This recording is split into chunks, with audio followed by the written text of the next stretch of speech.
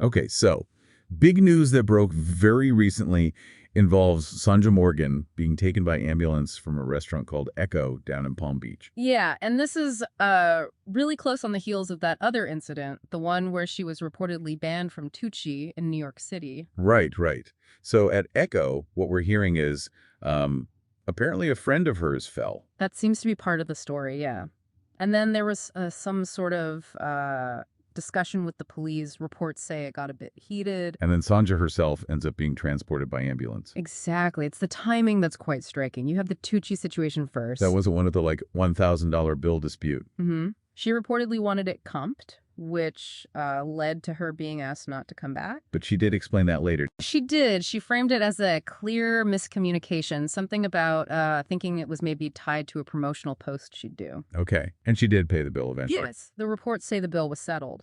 But then just a few days pass, and we have this incident Thursday night at Echo in Palm Beach. So police and paramedics show up there. Yeah, around 9:45 p.m., responding to a medical call. They were apparently on scene for less than an hour. And they did treat one patient. Okay, but here's where it gets a little confusing, right?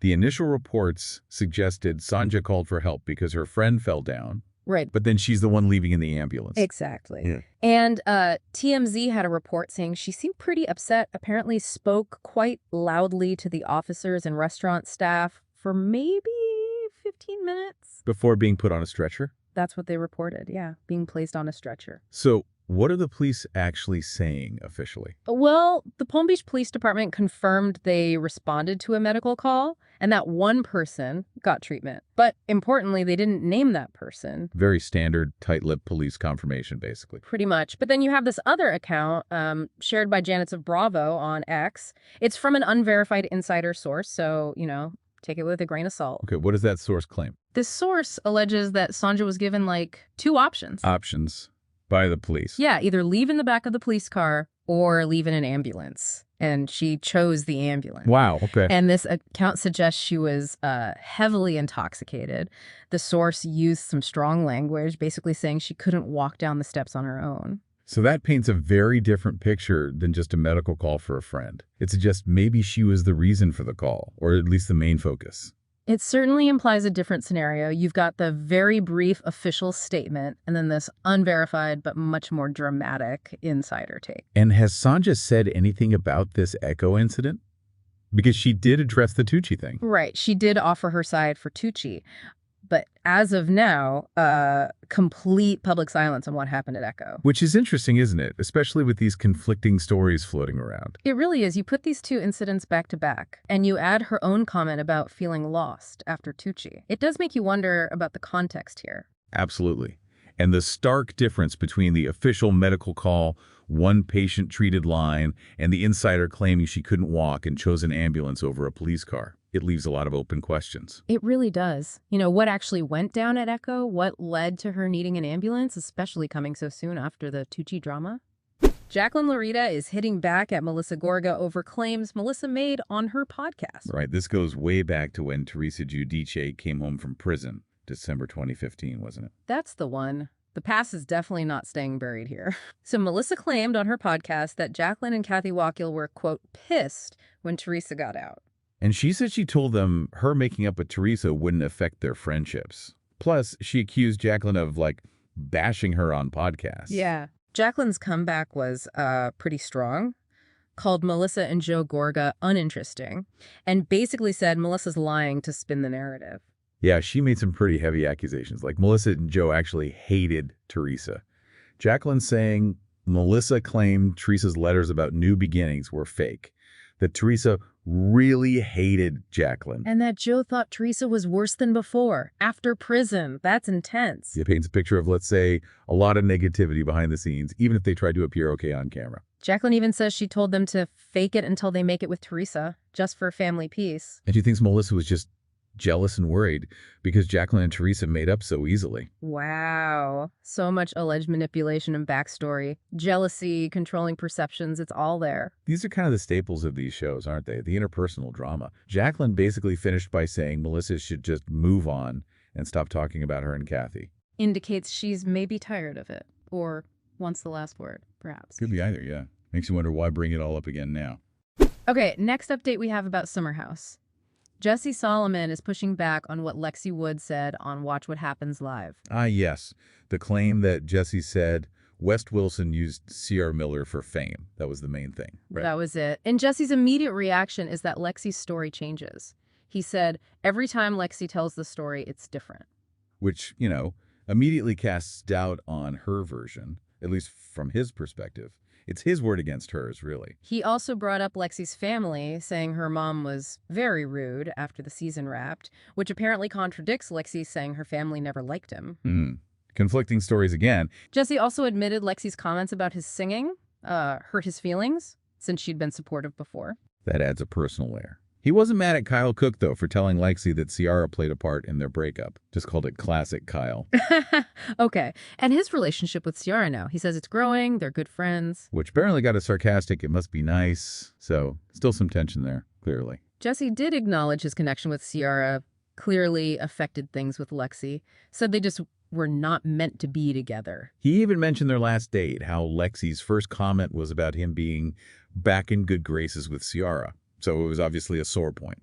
He pushed back on the idea that his friendships with other women stopped Lexi getting close to them, calling that messed up. But he did own up to love bombing Lexi. Oh, interesting. Admitting the love bombing part is something. It suggests maybe a bit of self-awareness about how he came across. He also denied getting mad at West for flirting with Lexi, said it never happened, though Andy Cohen apparently called him out based on what viewers saw. Right. Jesse explained it as just being a big flirty family, like with Ciara. He teased more details about that alleged threesome with Imrul Hassan coming at the reunion. Gotta save something for the reunion, right? Always. He did seem to understand why Lexi lost trust, mentioning his a little over-the-top flirting with Ciara. And the manicure excuse. Getting his nails done instead of hanging with Lexi because he didn't want to see her family again and was stressed. Yeah, that's a choice. It definitely points to things being pretty strained between them by that point. He also seemed surprised Lexi suggested she only dated him for the show. A lot to unpack there. Moving on, next update we have about Lisa Vanderpump and Ken Todd. They've settled that lawsuit from former Pump employees. Ah, yes, the class action suit. That's been going on since 2020, filed by a former server, Ernest Benek. Alleging labor law violations, right? Things like minimum wage, overtime, not paying wages when people left. Exactly. Benek said he wanted to stand up for himself and the other workers. So the settlement amount, a judge ordered them to pay $490,000.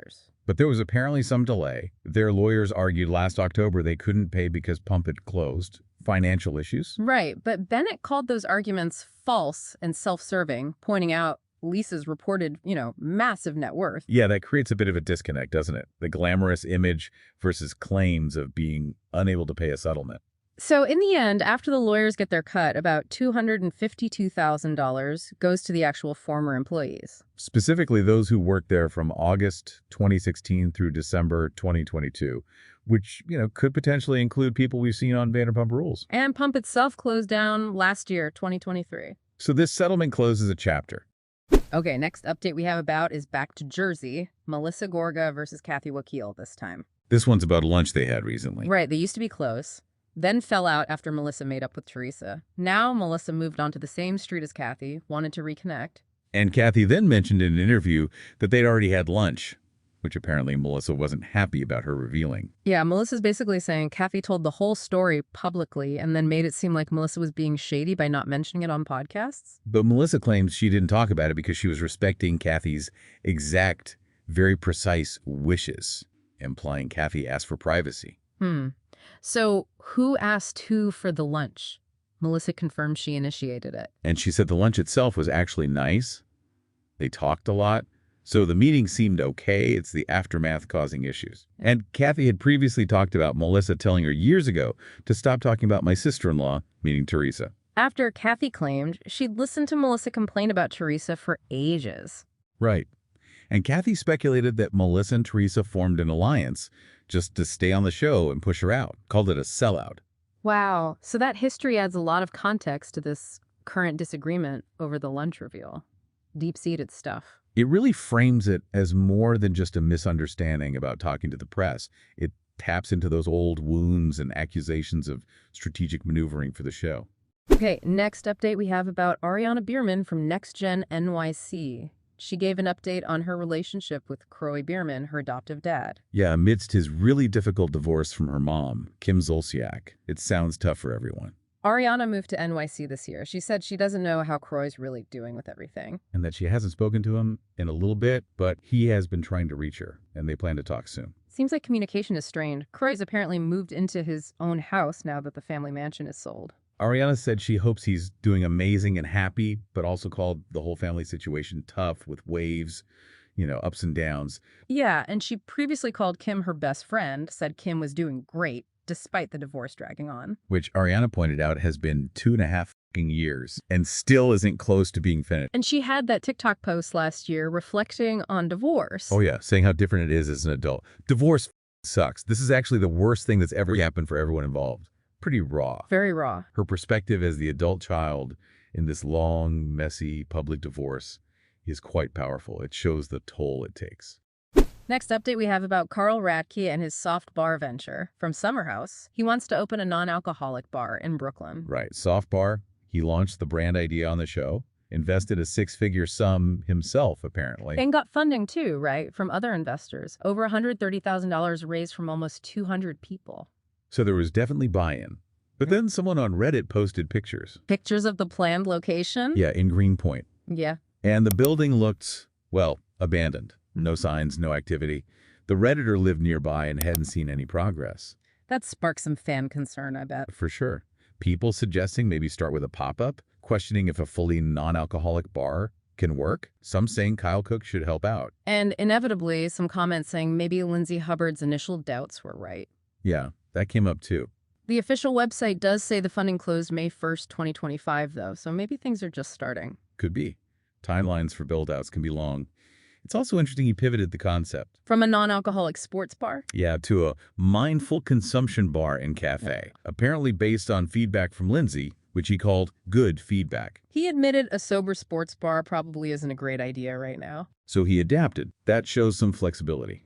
Whether the physical bar actually opens and succeeds, well, we'll have to wait and see. But the funding part happened. Okay, final update. This one involves the Valley. There were rumors about the show potentially going on pause after season 2. Yeah, reports citing low ratings and maybe issues with Jax Taylor's behavior towards Brittany Cartwright as reasons Bravo might hit pause. The U.S. Sun was the source for that, mentioning a possible cast overhaul, too. But then the executive producer, Alex Baskin, shut that down pretty firmly on Instagram, posted a screenshot of the report and just wrote, "There is no truth to this." Okay, so a denial from the top, but wasn't there also an insider source talking about changes earlier? Yes, suggesting the season 3 cast, if there is one, likely not be the same, pointing again to ratings and Jax's behavior. So, conflicting signals. What are their ratings actually doing? They definitely dropped. Season 1 premiere got 780,000 viewers. Season 2's premiere, only 487,000. And apparently, they kept falling. That's quite a drop. So the insider felt changes were 100% certain if it gets renewed. Some cast out, new ones in. That was the suggestion. Maybe even bigger roles for Sheena Shea and Lala Kent from Vanderpump Rules, potentially. Interesting idea. Leverage the established stars. It all points to the constant pressure on these shows. Ratings dip, and the network starts weighing options. Even if a producer denies a specific pause rumor, internal discussions about the cast and direction are likely happening. Makes sense, especially if there are concerns about enabling certain behaviors alongside the ratings issue. Exactly. Changes might be seen as necessary to keep the show viable. So, wrapping this all up, what's the big picture here for you watching all this unfold? So if you want to keep up with all this, make sure you subscribe to Realty TV. Yeah, and hit that bell icon. You don't want to miss our next breakdown. Thank you for watching this video. See you tomorrow.